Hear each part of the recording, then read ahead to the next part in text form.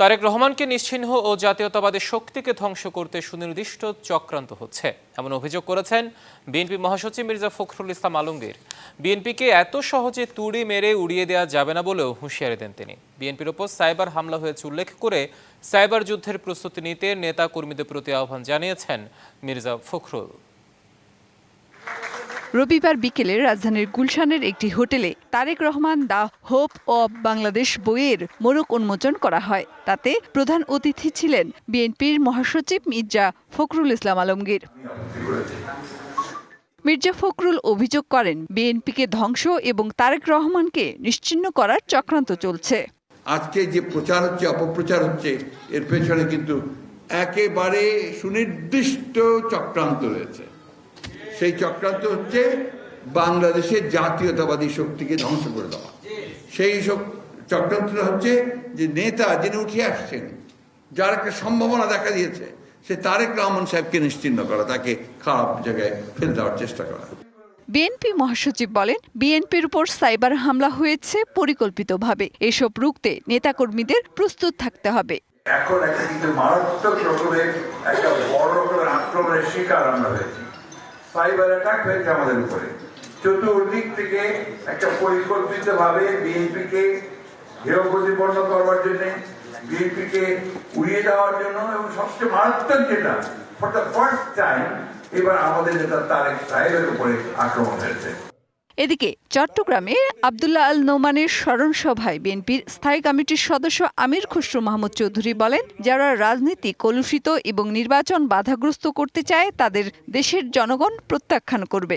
আজকে যারা বাংলাদেশের রাজনীতিকে আবার কলুষিত করতে চাচ্ছে, বাংলাদেশের গণতান্ত্রিক প্রক্রিয়াকে বাধাগ্রস্ত করতে চাচ্ছে, বাংলাদেশের নির্বাচনী প্রক্রিয়াকে বাধাগ্রস্ত করতে চাচ্ছে, রাজনীতিতে যে সহনশীল সম্মানজনক রাজনীতিকে যারা বাধাগ্রস্ত করতে চাচ্ছে, তাদেরকে বাংলাদেশের জনগণ প্রত্যাখ্যান করবে।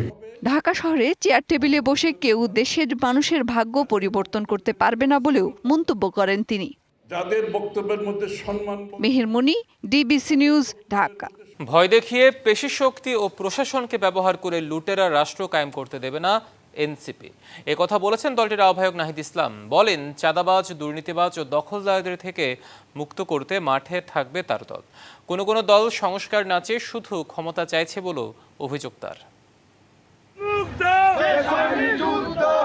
জুলাই পদযাত্রার ১৩তম দিনে পিরোজপুর ও ঝালকাঠিতে পথসভা করেছে জাতীয় নাগরিক পার্টি এনসিপি। রবিবার দুপুরে পিরোজপুর সার্কিট হাউস থেকে পদযাত্রা শুরু করে জেলা শহীদ মিনারে পথসভায় যোগ দেন নেতাকর্মীরা। সেখানে নাহিদ ইসলাম বলেন, জুলাই অভ্যুত্থানের চেতনায় দেশের মানুষকে সঙ্গে নিয়ে নতুন বাংলাদেশ গড়ার লক্ষ্যে মাঠে নেমেছে এনসিপি।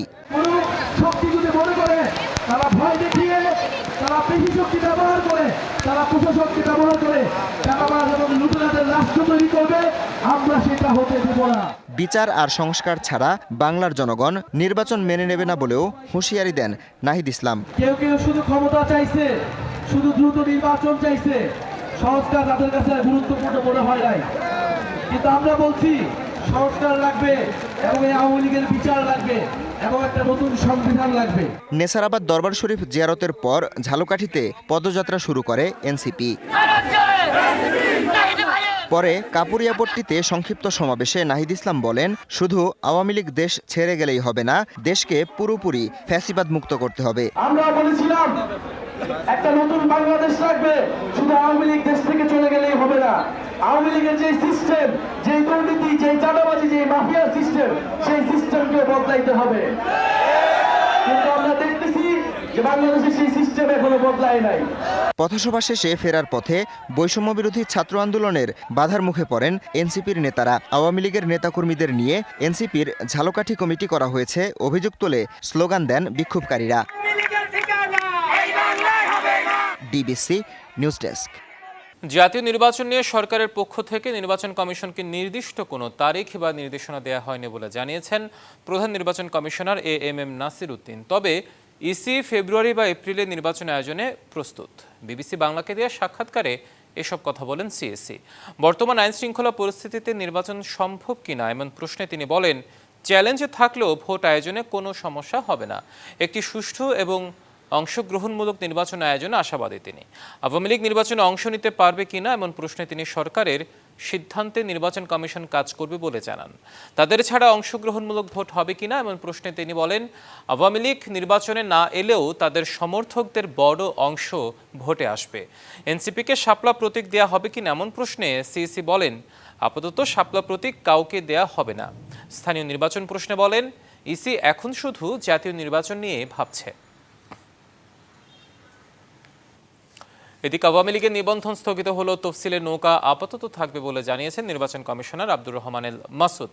এছাড়া এখনই শাপলা অন্তর্ভুক্ত হচ্ছে না বলেও জানান তিনি। জানান, আওয়ামী লীগের নিবন্ধন স্থগিত ও রাজনৈতিক কর্মকাণ্ড নিষিদ্ধ হলেও তফসিলে নৌকা প্রতীক আপাতত থাকবে, কারণ প্রতিটি রাজনৈতিক দলের জন্য একটি প্রতীক বরাদ্দ থাকে। এই প্রতীকগুলো ইসির সংরক্ষিত। এখন কোনো দলকে নিয়ে চূড়ান্ত সিদ্ধান্ত না হলে প্রতীক বাদ দেওয়ার সুযোগ নেই।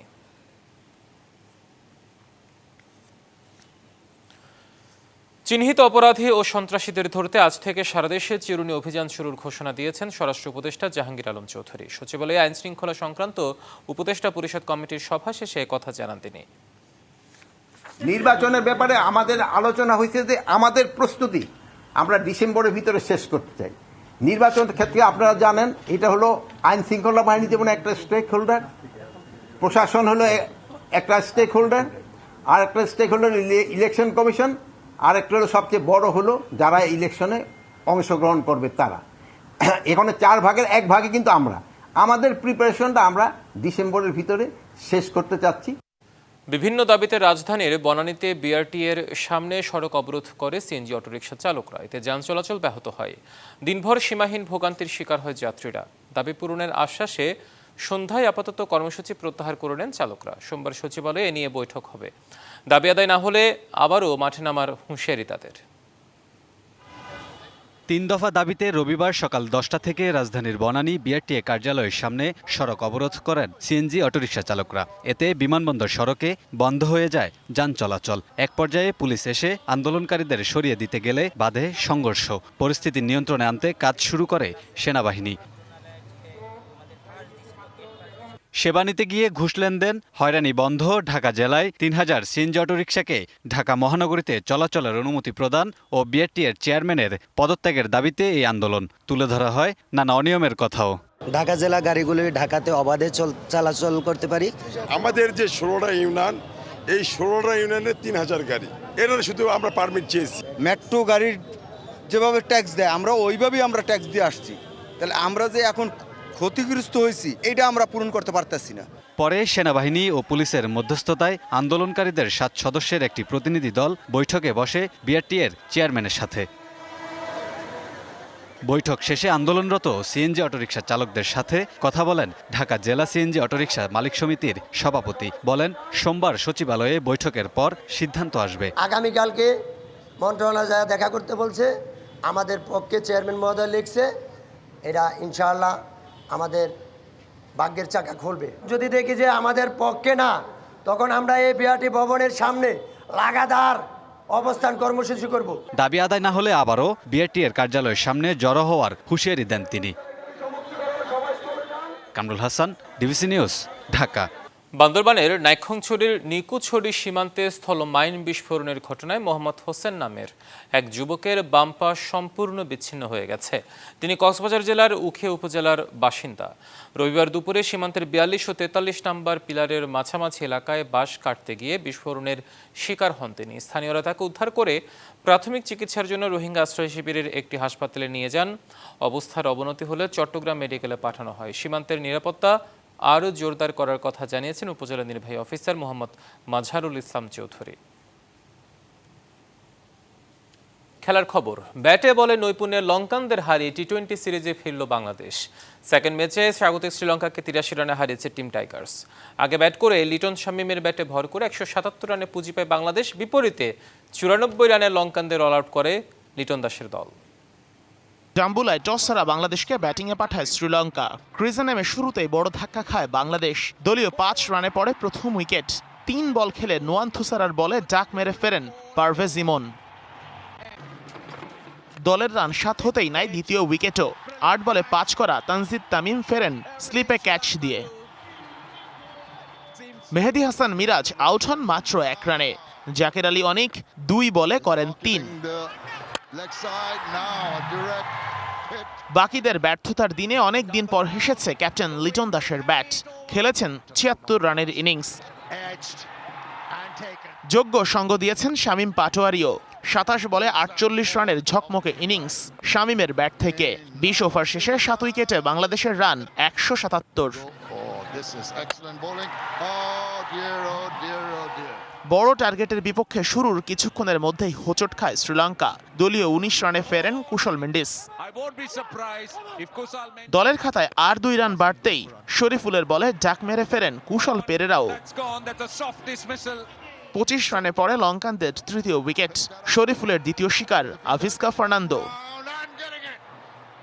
পাথুম নিশাঙ্কা আর দাসুন সানাকা ছাড়া শ্রীলঙ্কার কেউই করতে পারেনি 2 অঙ্কের রান। রিশাদ নিয়েছেন 3 উইকেট। শরীফুল ও সাইফুদ্দিনের শিকার 2টা করে। বাংলাদেশ ম্যাচ জিতে নেয় 83 রানে। Sheikh Ashik, DBC news desk. DBC সংবাদ এই ছিল এখনকার মতো। ডিবিসি নিউজের সংবাদগুলো পড়তে ভিজিট করুন dbcnews.tv, ভিজিট করুন ডিবিসি নিউজের ফেসবুক পেজ এবং ইউটিউব চ্যানেল। ডিবিসির সঙ্গে থাকুন।